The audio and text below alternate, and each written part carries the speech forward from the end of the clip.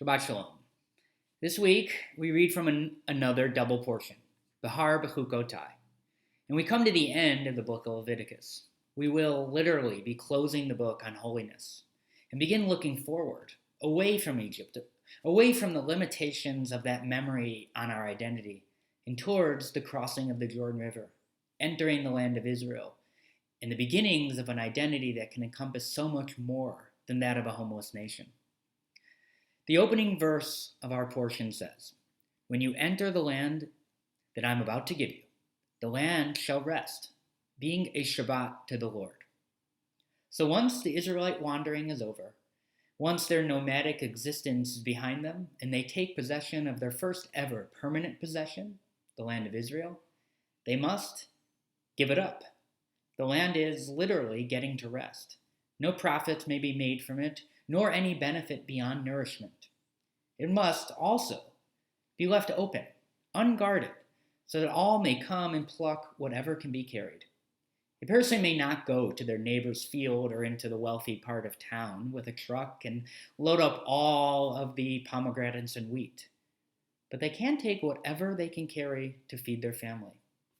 The proprietor of that land must accept that he or she is carrying out God's vision for the land, God's most sacred gift to a generation who are acutely aware of its value.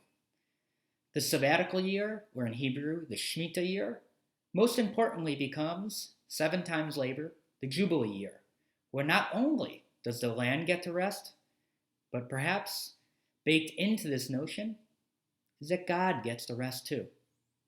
In the 50th year, all debts were forgiven, all land returned to its original owner, and indentured workers were released from whatever had placed them, and most likely their children and even grandchildren, in that vulnerable economic position.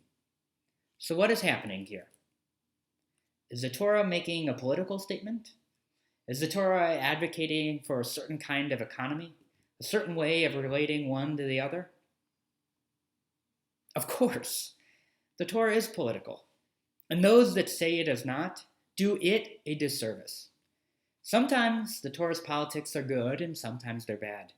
Sometimes they're the politics that make us proud that we've held fast to this book, while others make us feel ashamed. But this is a political book. Just as the people that were born out of this book and the houses of worship and community that those people birthed into the world became and will continue to become political.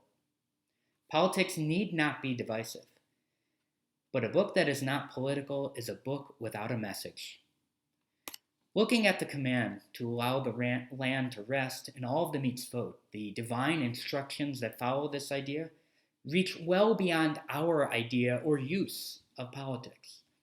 The Torah is a vision, a divine vision for what equality and equity look like.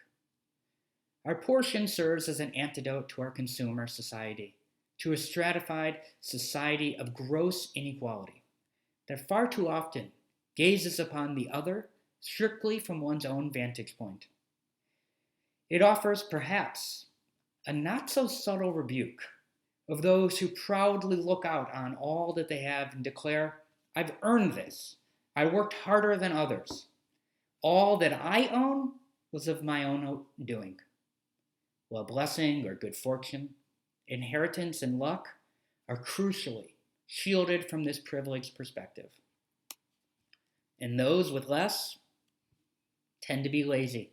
They didn't work as hard, or were passive, waiting for good fortune to fall into their lap.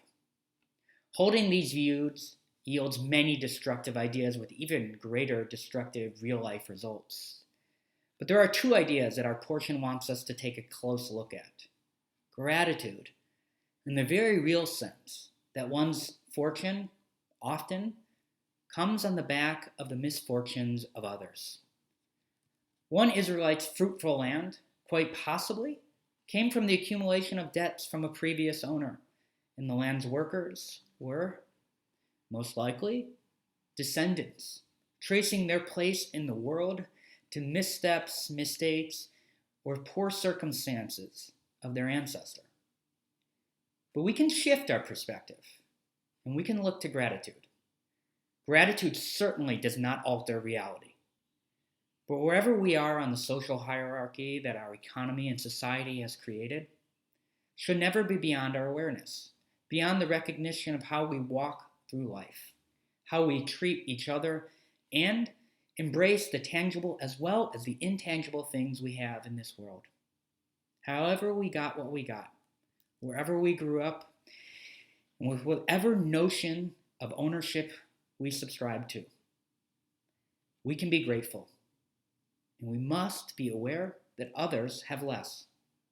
What you have, hopefully, does not come at the expense of the health, well-being, and safety of others, but it might.